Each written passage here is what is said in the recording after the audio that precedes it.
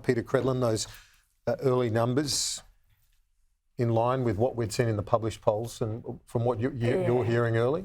Yeah, look, I've been getting a lot of messages about how the mood has been on booths around the country. I think the mood is sort of sitting where we would think it would, looking at the published polls. It's playing out as they did today. I mean, I know we've got to talk about something, but these numbers are just so small. You know, depending where they're coming from, if they're coming from inner city parts of Melbourne, there was no CBD booth. And so, you know, we crossed there before to Richmond. That's just not Laborville. I mean, that's hard green left territory. I'm not surprised there wasn't much of a presence of no. I know people that were standing out in booths in that Collingwood area in the pre-polls for 2 weeks, and they pretty battle-hardened by the end of it. So let's see, you know, the outer reaches of the suburbs. Let's get into some regional areas and see what happens. Yeah, look, I think one thing we should be looking at, particularly in these remote areas, is not discount. I get that they're only early figures, but look at Colenaberry, 40% Indigenous population. I've just been told it voted over 71% no. So I think we need to actually drill into some of these remote towns where we have very significant Indigenous populations and actually see... Just for the viewers watching, though, explain where that town is. So it's in Western New South Wales in the Cedar Parks. It's only a small town, but has 40% of its population is Indigenous. So nearly 72% have come out and voted no. So I think there's a number of towns, particularly I think in these remote areas, that I think needs to be looked at during the night, and particularly in these early stages where we don't get a national figure, but we've heard that over 80% of Indigenous Australians support this. But where the coalface is, I think this should be the analysis, particularly in these early hours, is looking at these remote towns and where they have big Indigenous populations, seeing how they're voting. Lingiari, I think, will be interesting, the influence of Jacinta Price there. I had some polling which suggested that would vote no, for example. But I wanted to ask Michelle Rowland, it seems to me that we will see a no tonight, and obviously that will bring some paint off the Prime Minister. There seems to be a view in the government too that this will bring some paint off Peter Dutton, this referendum result, and that is because it feeds into perception of him, and I've seen this in focus group polling, that he is a negative personality, that he's been this tough guy for so long, and the Labor Party thinks that ultimately this can disadvantage him. Would you comment to that?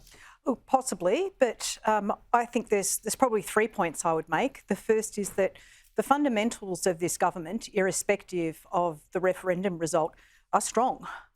We have a Prime Minister who's had the courage of his convictions to undertake this referendum as was promised and to prosecute it in a very fulsome way, and to do that with a united Labor team. I don't think I've met a single person in the Labor Party who doesn't support this either. So to be able to do that, I think says something about the Prime Minister's character, and a lot of people do vote on the character of leadership. The second point is that this Prime Minister is very focused on delivery. He has given all his ministers one instruction, and that's around delivery. And we were talking earlier, it was a useful discussion about how do you measure the gap, how do you measure closing it? In my portfolio, for example, I have a closing the gap target. I have to have equal levels of digital inclusion between First Nations and non-First Nations Australians by 2026. I went to the folder and opened it when I had the privilege of being sworn in to see what our progress was, and we didn't even have baselines for it. So the Prime Minister is very focused on, irrespective of this outcome, all ministers need to be focused on their targets. And for me, that is fundamental. It's what I'm stressing to the industry, to agencies like Australia Post and NBN Co. So the Prime Minister will continue to be very focused on that. And thirdly, I hear a lot of this talk about we have a cost of living crisis in Australia. That is right. Inflation is not moderating downwards as fast as we would like. But we are implementing cost of living relief that is affordable, does not unnecessarily add pressure to inflation, and doing everything we can in that regard. I think there would not be a voter who expects a government to be only capable of doing one thing at any given time. And I remember another very clear instruction of the Prime Minister was that during this referendum, everyone was to do their jobs, get on with their jobs. 18 months in, I've never been a minister before, but I can tell you I've never been busier during this time since the referendum because of that instruction to be focused. And they're just the observations that I will make. You ask about whether this will advantage the Prime Minister over Peter Dutton. I think it's fair to say that there will be no winners this evening if this vote doesn't get up, which it looks like it won't. And I do agree with the panellists and stress that they are very small booths. More meaningful conjecture could be made out of examining some particular characteristics. But this is very early on in the night. This will be defying a lot of expectations, not including the polls, but also including the structure of referendums and how they are conducted if this is to get up.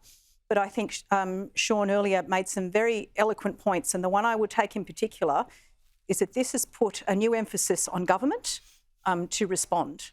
And that is one that I know the Prime Minister takes seriously, and it's one that's been reinforced to me